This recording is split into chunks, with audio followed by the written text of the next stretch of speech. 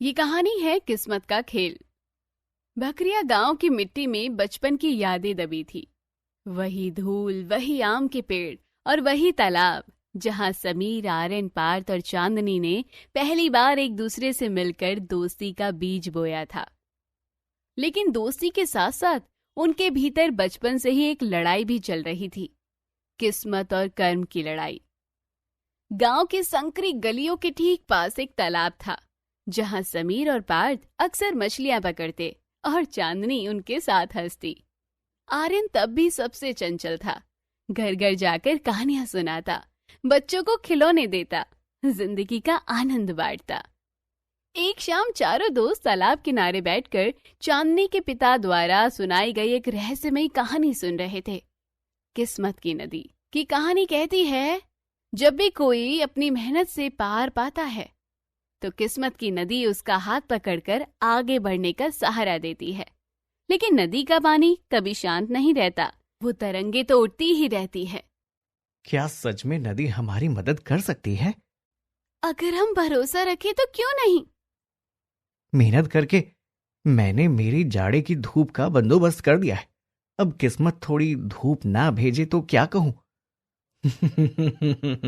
देखना, जब मैं बड़ा होकर कुछ करूंगा तब सबको दिखाऊंगा कि मेहनत और किस्मत साथ चल सकते हैं। समय के साथ गांव से दूर शहरों का आकर्षण चारों ओर अपनी ओर खींचने लगा। समीर के मन में घर वापसी का विचार था, आर्यन के मन में ऊंचाइयां, पार्थ के मन में खेत और चांदनी के मन में पढ़ाई का जुनून। समीर ने इंजीनियरिंग की पढ़ाई पूरी की, लेकिन नौकरी मिलने के इंतजार में उसे शहर की तेज रफ्तार से डर लगने लगा। उसने देखा कि शहर की ये तेज जिंदगी किस्मत की नदी को पूरी तरह उथल पुथल कर देती है। एक दिन वो थक हार कर गांव लौट आया। शहर ने तो बस दौड़ना सिखाया, मंजिल तक पहुंचने की नहीं। ये सब अब मेरे बस की बात नहीं। शायद शहर ने तुम्हें नहीं, बल्कि तुम्हें अपने गांव ने पुकारा है। चांदनी ने गांव के बच्चों को कंप्यूटर पढ़ाने की योजना बताई। उसे लगा कि अगर इन बच्चों को नया दृष्टिकोण मिलेगा तो उनका भविष्य बदल जाएगा। उसने गांव की पुरानी पाठशाला को डिजिटल लैब में बदल दिया। देखो, ये कंप्यूटर नहीं, एक खिड़की है जिससे बच्चे दुनिया देख सकते हैं। पार्थ ने विदेश से आयात हुई तकनीक गांव में लागू की। पहली बार उसने खेतों में सौर ऊर्जा चलित पंप लगाए। खेतों की हर कतार में नई उम्मीद जागी। पार्थ, ये देखकर लगता है जैसे खेत नहीं कोई प्रयोगशाला हो। इतने आधुनिक तो हम कभी हुए ही नहीं थे। ये सब देखकर लगता है कि इस बार हमारी फसल काफी अच्छी आने वाली है। किस्मत से पहले जमीन की तकदीर बदलनी पड़ती है। आर्यन ने शहर में तेजी से प्रमोशन पाई। एक बहुराष्ट्रीय कंपनी के क्षेत्रीय प्रबंधक बनकर वो देश विदेश की यात्रा करने लगा। मगर दिल कहीं नहीं बकरिया के बच्चों की मासूमियत को याद करता रहता था। चांदनी, वो बच्चे कितने उत्साहित होते हैं नई चीजें सीखकर। मुझे भी कुछ योगदान देना चाहिए। मैं भले ही देश विदेश की यात्राएं करता रहता हूं, पर मेरा दिल तो हमेशा वहीं गांव में ही रहता है। समीर गांव में लौट आया।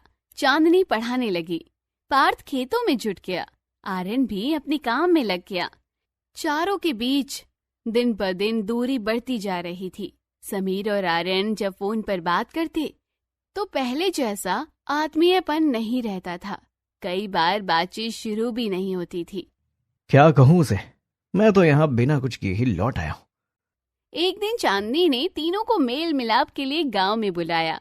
उसने परंपरागत मेले जैसा आयोजन किया। झूले, लोकगीत और दावत। चारों साथ आए, लेकिन दिल में हल्की खटास थी। यार, लगता है सब कुछ पहले जैसा नहीं रहा। मगर शुरुआत फिर से हो सकती है, बस कोशिश चाहिए। चांदनी ने तालाब के उस कुएं को छेड़ा जो बचपन में चारों के लिए किस्मत का प्रतीक था। उसने कहा, देखो, आज भी ये कछुआ हमें निरंतरता सिखा रहा है। धीरे लेकिन पक्के कदम से आगे बढ़ते रहो। चारों ने तालाब किनारे बैठकर गहरी सांस ली। पहला फिर मिलन हुआ। दिलों में जस का तस दोस्ती की खुशबू। चांदनी के स्कूल में कंप्यूटर लैब, पार्थ के स्मार्ट खेत, समीर की लघु उद्योग इकाई और आर्यन का वित्तीय सहयोग सभी मिलकर गांव को आदर्श बना रहे थे। लेकिन किस्मत हमेशा साथ नहीं देती, कभी कभी वो परीक्षा भी लेती है। एक तेज बरसात ने नदी में उफान ला दिया। तालाब का पानी खेतों में घुस आया, मोबाइल टावर क्षतिग्रस्त हुआ और बहुत से घर प्रभावित हो गए। ये तो आपदा है, हम सबकी मेहनत बर्बाद हो जाएगी। बर्बादी नहीं, ये मौका है अपनी मेहनत दिखाने का। सभी ने मिलकर राहत शिविर सजाया, खान पान का इंतजाम किया और पूरा जोर लगाकर मरम्मत कार्य शुरू किया।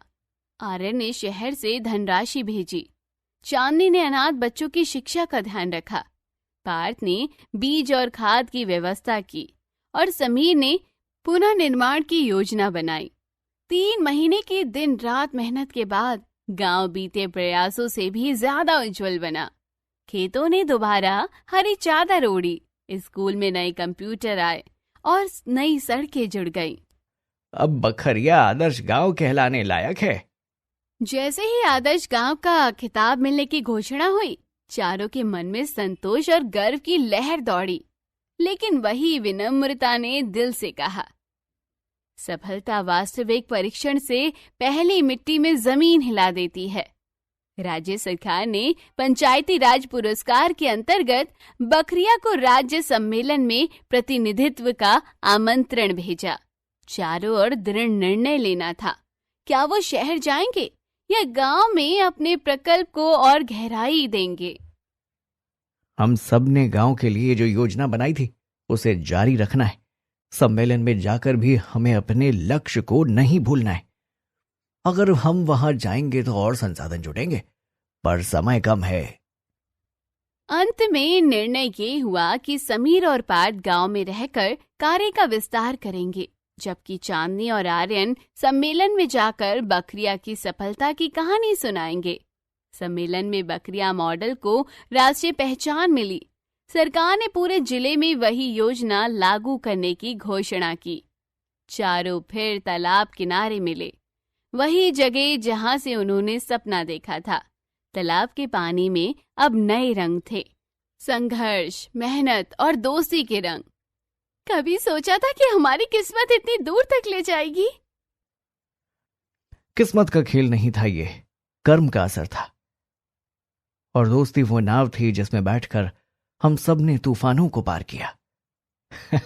कभी कभी किस्मत वही देती है जो हमने मेहनत से मांगा हो। सभी दोस्तों के चेहरों पर एक अलग चमक थी और उनकी आंखों में भविष्य के सपनों की एक नई चमक थी। बखरिया अब केवल एक गांव नहीं, एक मिसाल बन गया था। दूसरे गांवों ने भी उनको देखकर अपने गांवों में वैसी ही सुविधाएं अपनाने का निर्णय लिया था, जिसके चलते अब केवल एक गांव ही नहीं, परंतु कई गांव एक साथ मिलकर आगे बढ़ रहे थे।